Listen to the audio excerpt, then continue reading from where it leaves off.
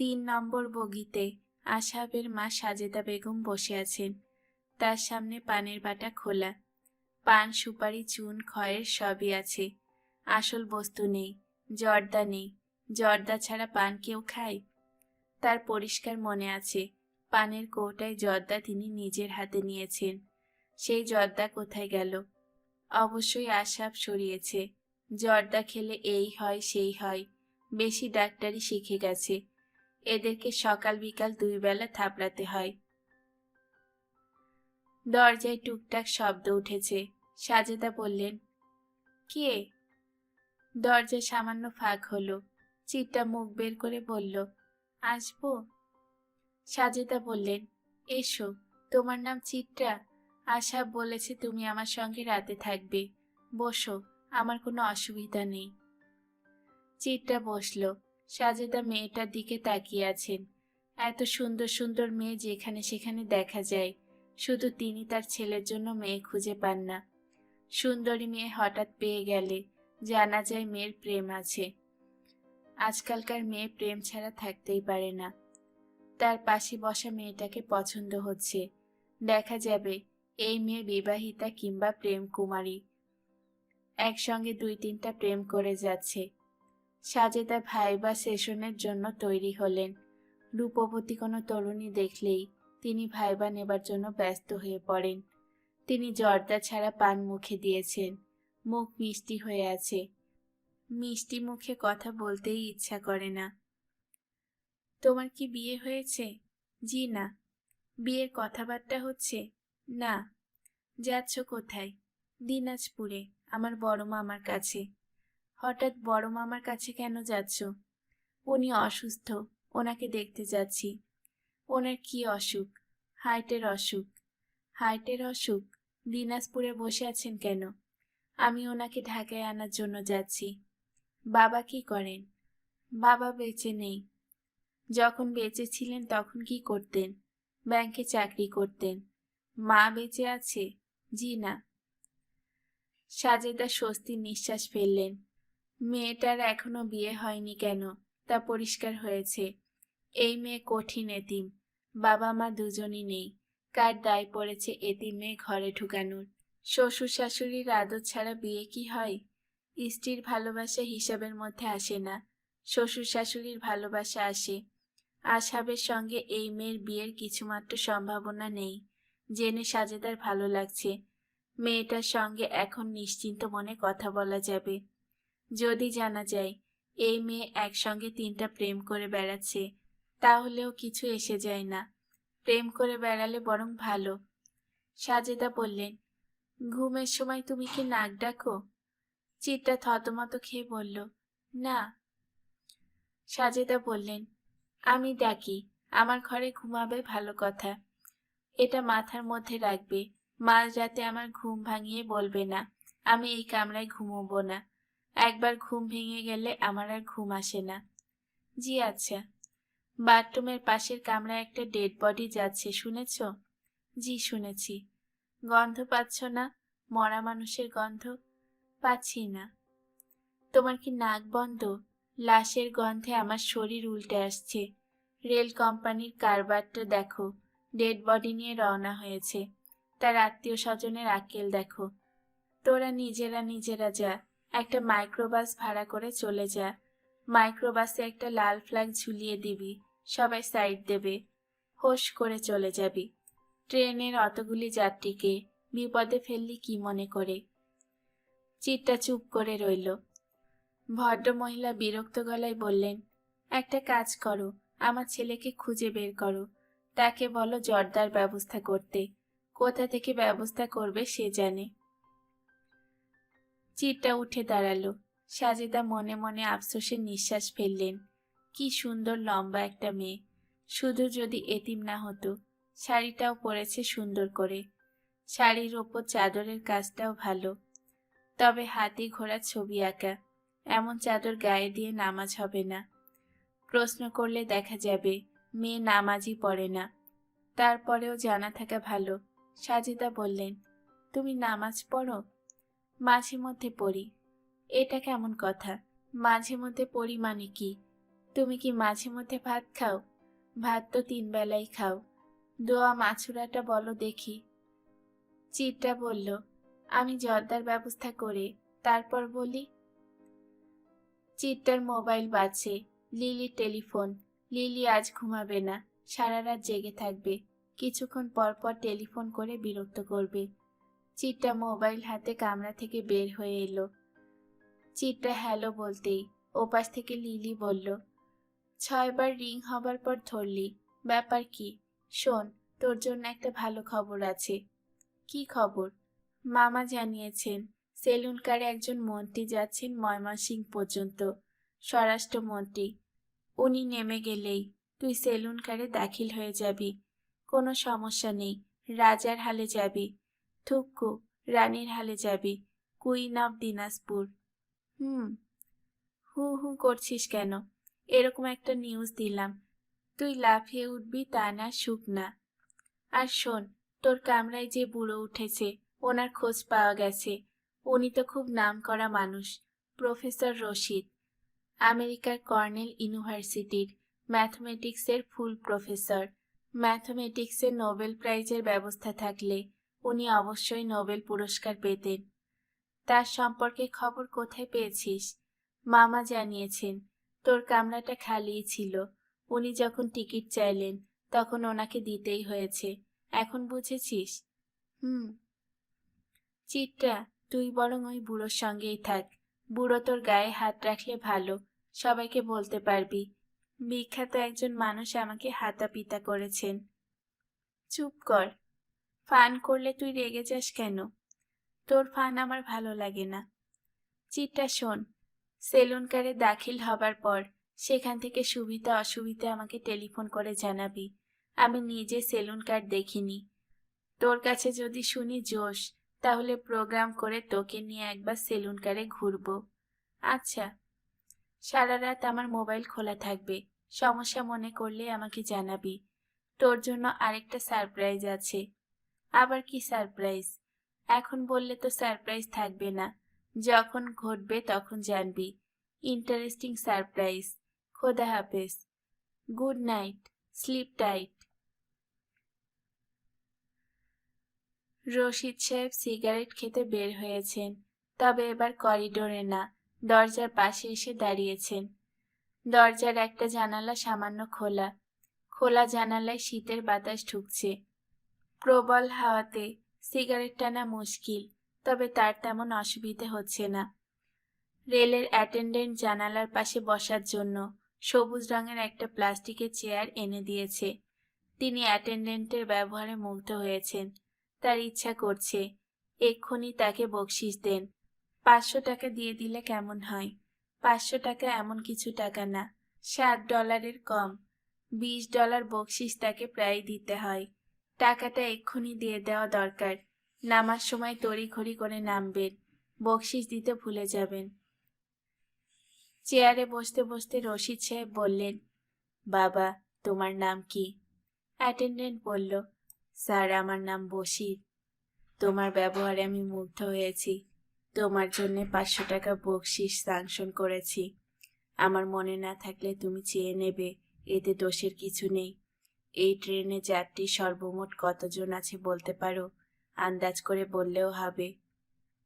বশির বলল, আন্দাজ করা লাগবে না, সঠিক সংখ্যা বলতে পারবো স্যার। সব তো টিকিটের যাত্রী, টিকিটের হিসাব গার্ড সাহেবের কাছে আছে। সঠিক সংখ্যাটা বলো। একটু সময় লাগবে, ধরেন 1 ঘন্টা। 1 ঘন্টা সময় তোমাকে দিলাম। স্যার, আপনার কিছু কি লাগবে? চা বা কফি?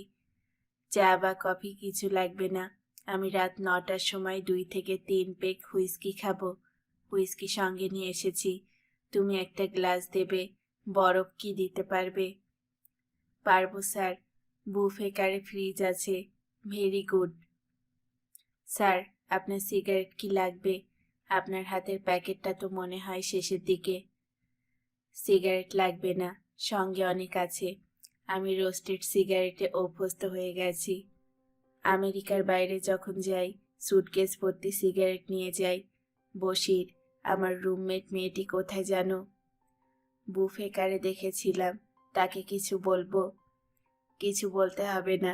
বেচারি মনে হয় এক কামরায় আমার সঙ্গে যেতে সংকোচ বোধ করছে, এই কারণেই বাইরে বাইরে ঘুরছে। ওনার থাকার ব্যবস্থা হয়েছে স্যার, 3 নম্বর কামরায় আপনার সঙ্গে একজন ডাক্তার থাকবেন। Very good. বৃদ্ধ বয়সে হাতের কাছে ডাক্তার পাওয়া ভাগ্যের ব্যাপার। রশিদ সাহেব হাতে সিগারেট ফেলে আরেকটা ধরালেন।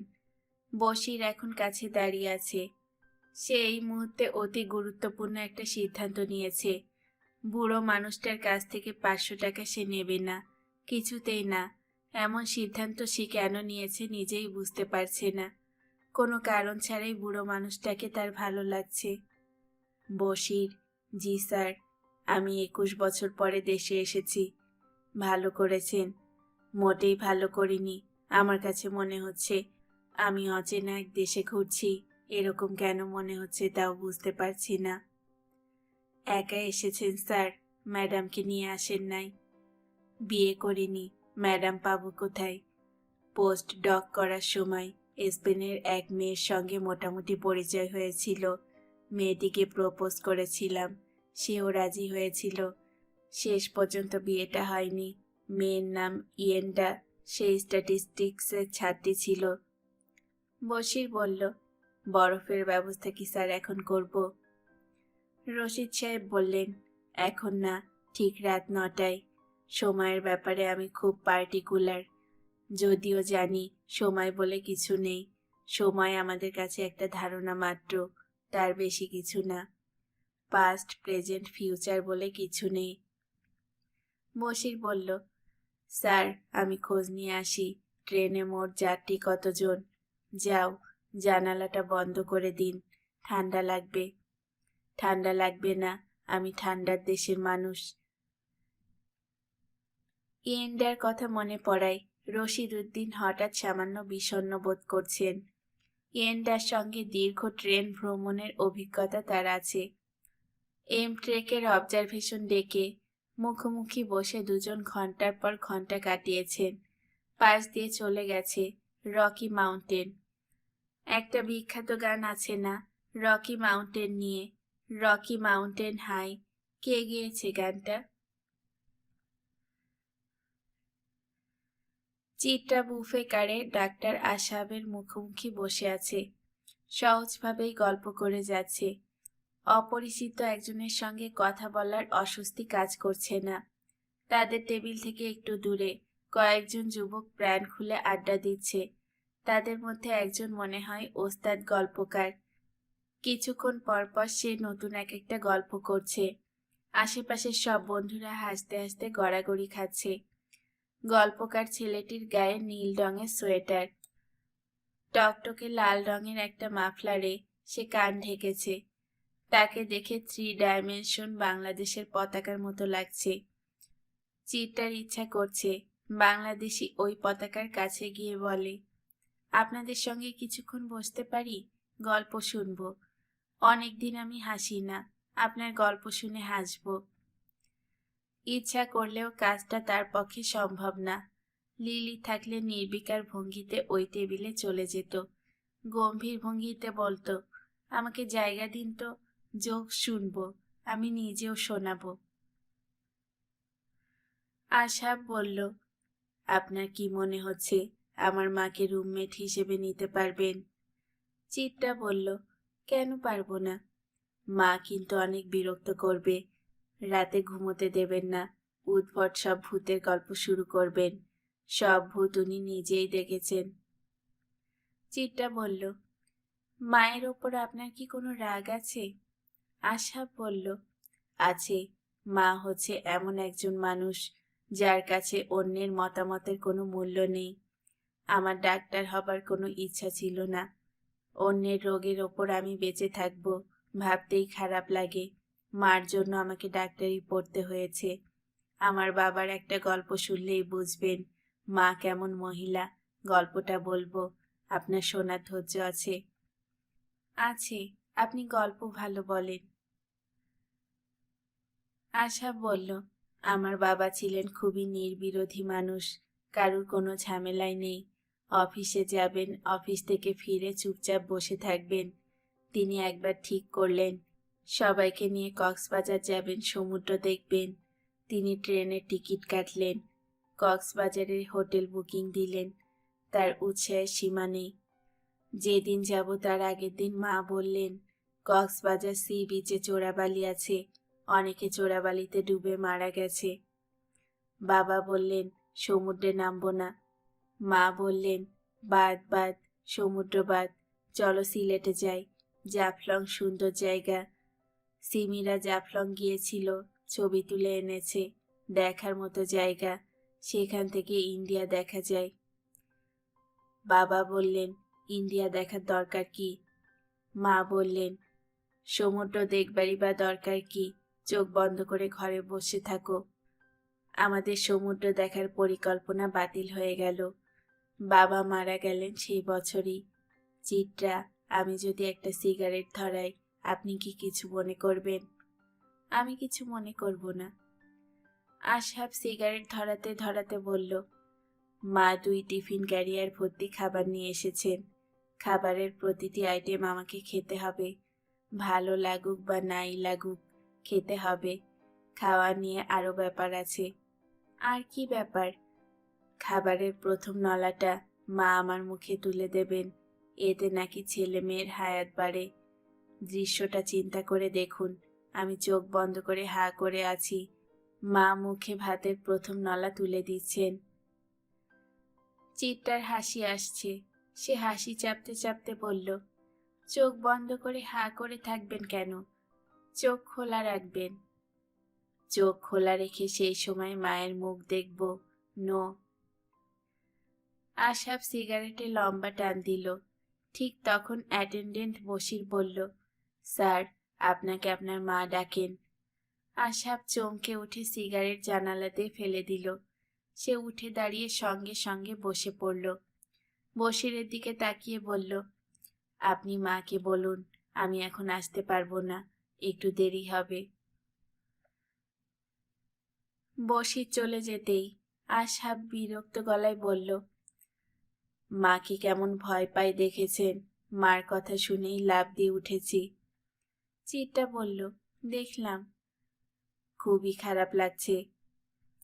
মাকে ভয় পাওয়ার মধ্যে খারাপ লাগার কিছু নেই। আপনি যান, তার সঙ্গে দেখা করে আসুন। আশহাব উঠে দাঁড়ালো। সে দ্রুত যাচ্ছে।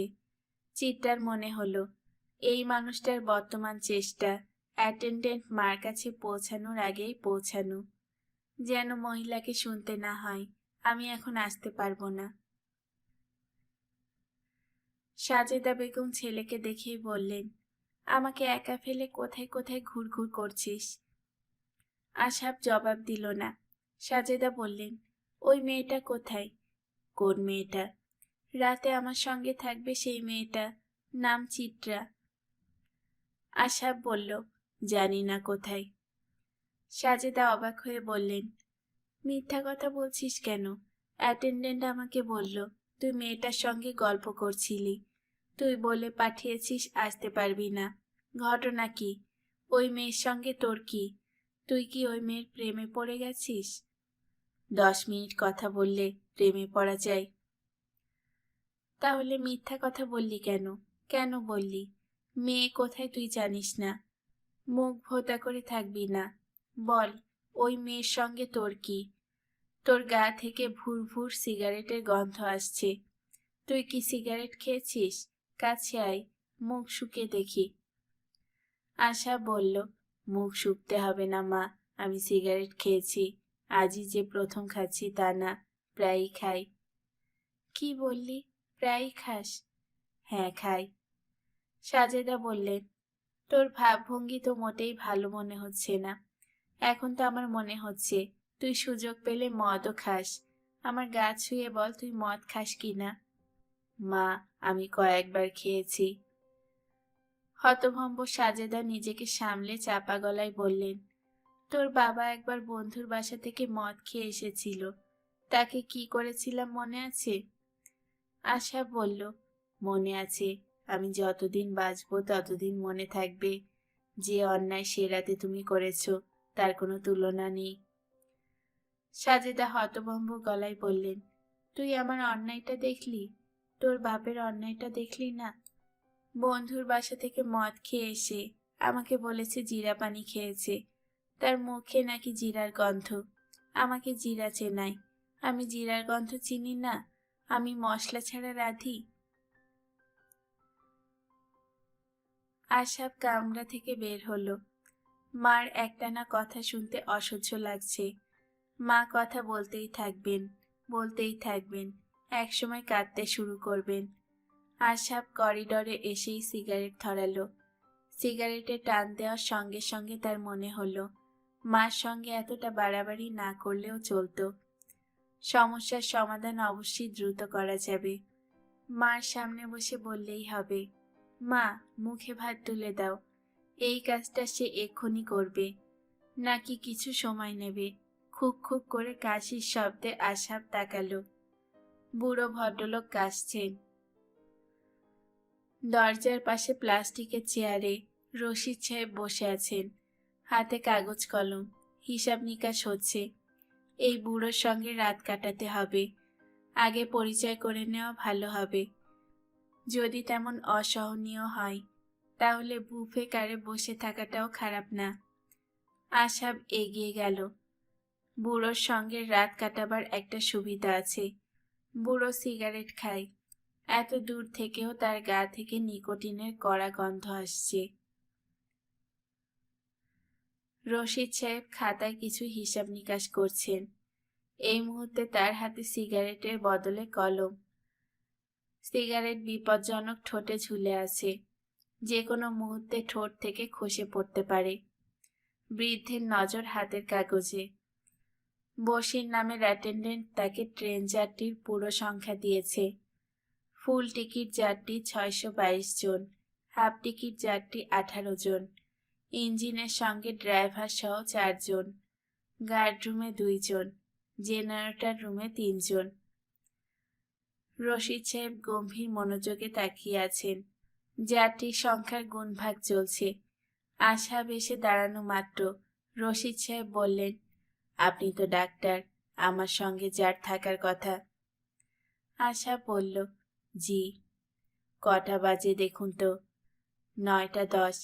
সর্বনাশ, নেশার সময় হয়ে গেছে। আসুন তো কামরায় যাই, আপনার সঙ্গে আলাপ পরিচয় হোক। ওই মেয়েটাকেও দরকার, আমার ঘর থেকে জিনিসপত্র নিয়ে যাবে। ওই মেয়ে তো থাকবে আপনার মায়ের সঙ্গে। জি। তাহলে এক কাজ করুন, আপনি তার সুটকেস আপনার মার ঘরে রেখে আসুন। আমি চাই না মেয়েটা আমার কামরায় আবার আসুক। আমি মদ্যপান করব, এই দৃশ্য দেখে মেয়েটার ভালো নাও লাগতে পারে। আপনি কি মদ্যপান করবেন? হ্যাঁ। আপনার কি কোনো অসুবিধা আছে? আশাব কি বলবে ভেবে পেল না। মদ্যপান অনেকেই করে, তবে সরাসরি ঘোষণা দিয়ে কেউ কি করে? এই বুড়ো এমনভাবে বলছে যেন বিষয়টা মাইকে জানানো খুবই জরুরি। হ্যালো ট্রেন যাত্রী, মাইক্রোফোন টেস্টিং, 1 2 3। আমি এখন মদ্যপান করব। আশা বুড়োর পাশে বসেছে। 2 সিটার বগিতে মুখোমুখি বসার সুবিধা নেই। দুটো সিটের একটা উপরে একটা নিচে। আশাবের মনে হলো মুখোমুখি বসতে পারলে ভালো হতো। বুড়োর কাণ্ড কারখানা ভালো মতো দেখা যেত। বুড়ো মদ খাওয়ার বিষয়টা যথেষ্ট আয়োজন করে শুরু করেছে। ঝকঝকে গ্লাস, গ্লাসে পেঁচানো ন্যাপকিন, বরফের বাক্স, বরফ তোলা চামচ, এর মধ্যে বসির বরফ দিয়ে গেছে। বুড়ো গ্লাস হাতে নিয়ে আশাবের দিকে তাকিয়ে বলল, চেয়ার্স। আশাব যন্ত্রের মতো বলল, চেয়ার্স। বুড়ো বলল, মদ্যপানের সময় শরীরের 5টি ইন্দ্রিয়ের মধ্যে 4টি ইন্দ্রিয় অংশগ্রহণ করে। চোখ দেখে, জিহ্বা স্বাদ নেয় এবং স্পর্শ নেয়, নাক ঘ্রাণ নেয় এবং একটা ইন্দ্রিয় অংশ নিতে পারে না, সেই ইন্দ্রিয়ের নাম কান। সাধু বাংলায় কর্ণ, কান যেন অংশ নিতে পারে। শুধুমাত্র এই জন্য, অর্থাৎ কানকে শোনাবার জন্য আমরা বলি চেয়ার্স। ও আচ্ছা। বুড়ো বলল, মদ্যপানের সময় আমি প্রচুর কথা বলি। সেন্ট্রাল নার্ভ সিস্টেমে খানিকটা জড়তা আসে। মোটর অ্যাকশনের ওপর কন্ট্রোল কমে যায় বলেই ক্রমাগত কথা বলা। আপনার পরিচয় আমি পেয়েছি, ইয়াং ডাক্তার। আমার পরিচয় দেওয়া হয়নি। আমি একজন Dutta. Nice to meet you. বুড়ো হাত বাড়িয়েছে। আশাবের হাত বাড়িয়ে হ্যান্ডশেক করতে হলো। সে খানিকটা শঙ্কিত বোধ করছে। বুড়ো 2 চুমুক নিয়েই নিজেকে দত্ত বলছে। গ্লাস শেষ করার পর কি বলবে কে জানে। আশা বলল, আপনি দত্ত? বুড়ো বলল, হ্যাঁ দত্ত, জায়েন্ট, ওল্ড জায়েন্ট, বৃদ্ধ দত্ত। বলেই হা হা করে হাসল। আশাব চুপ করে আছে। যে নিজেকে দত্ত পরিচয় দিচ্ছে তার সঙ্গে আলাপ আলোচনা অর্থহীন। আমি হচ্ছি 8 নম্বর দত্ত, জায়েন্ট নাম্বার 8। আমার কথা শুনে চমকাচ্ছ, তাই না? এখন থেকে তুমি করে কথা বলা শুরু করলাম। পেটে সামান্য পড়লেই নিজেকে অতি বৃদ্ধ একজন বলে মনে হয়। সবাইকে মনে হয় হাঁটুর বয়সী। তোমাকে তুমি করে বলায় আহত বোধ করছো না তো? আশাব জবাব দিল না। সে আহত বোধ করলেও বৃদ্ধের কিছু যাবে আসবে বলে মনে হয় না। বৃদ্ধ হাতের গ্লাস খুব সাবধানে সিটের পাশে টেবিলে রেখে তার চামড়ার হ্যান্ডব্যাগ খুলে একটা কমলা রঙের মোটা হার্ড কভার বই বের করে আশাবের দিকে বাড়িয়ে দিতে দিতে বলল, বইটার পাতা উল্টালেই বুঝবে কেন নিজেকে দত্ত বলছি। বইটার প্রথম পৃষ্ঠা দেখেই আশাব চমকে উঠল। আমেরিকার ম্যালমিকন কোম্পানির প্রকাশিত বই। নাম 10 জায়েন্ট অফ ম্যাথ ওয়ার্ল্ড। 10 জন জায়েন্টের ছবিও প্রথম পাতায় দেওয়া। 10 জনের একজন এই বুড়ো। আশাব চোখ বড় বড় করে তাকিয়ে আছে। বুড়ো বলল, এখন আমার বিষয়ে তোমার পার্সপেক্টিভ বদলে গেছে, তাই না? আমাকে নিশ্চয়ই অন্যরকম ভাবে দেখছো। জি। মনে হচ্ছে না এই জ্ঞানী বুড়ো পাবলিক প্লেসে মদ্যপান করলেও করতে পারে। এইটুকু ছাড় বুড়োটাকে দেওয়া যেতে পারে। জি মনে হচ্ছে। এই বুড়োর প্রতি কিছুক্ষণ আগেও বাজে ধারণা পোষণ করেছিলে, এই ভেবে খারাপ লাগছে, তাই না? লাগছে। তুমি কি আমার সঙ্গে জয়েন করবে? ট্রেনের ঝাঁকুনির সঙ্গে প্রথম শ্রেণীর ব্লান্ডেড হুইস্কি ভালো লাগার কথা। তোমাদের ওমর খৈয়াম কি বলেছেন? ওইখানে এই তরুর তলে তোমায় আমায় কৌতূহলে যে কটি দিন কাটিয়ে যাব প্রিয়, সঙ্গে রবে সুরার পাত্র, অল্প কিছু আহার মাত্র, আর একখানি ছন্দমধুর কাব্য হাতে নিয়ে। আশা বলল, তোমাদের ওমর খৈয়াম বলছেন কেন? ওমর খৈয়াম তো আপনারও। বৃদ্ধ বললেন, আমার না, আমি অঙ্কের মানুষ। কবিতার সঙ্গে অঙ্কের বিরোধ আছে। বৃদ্ধ গ্লাসটা বের করলেন। গ্লাসে হুইস্কি ঢাললেন, বরফ দিলেন। বোঝা যাচ্ছে ব্যবস্থাটা আশাবের জন্য। আশাবের বলতে ইচ্ছা করছে, স্যার আমি খাবো না। আমার সঙ্গে আমার মা আছেন, মুখ থেকে গন্ধ পেলে সর্বনাশ হয়ে যাবে। আশাব বলতে পারল না। তার মধ্যে প্রবল ঘোর তৈরি হয়েছে। পৃথিবীর 10 জন সেরা অঙ্কবিদের একজন তার সামনে বসা। কি আশ্চর্য! সব বিদেশি নামের ভিড়ে দুটো দেশি নাম, রামানুজন, রশিদ। বাংলাদেশের অনেকেই রামানুজনের নাম জানে, রশিদ উদ্দিনের নাম কেউ জানে? বৃদ্ধ গ্লাস বাড়িয়ে দিলেন, বললেন, চেয়ার্স। আশাব গ্লাস হাতে নিয়ে বলল, চেয়ার্স।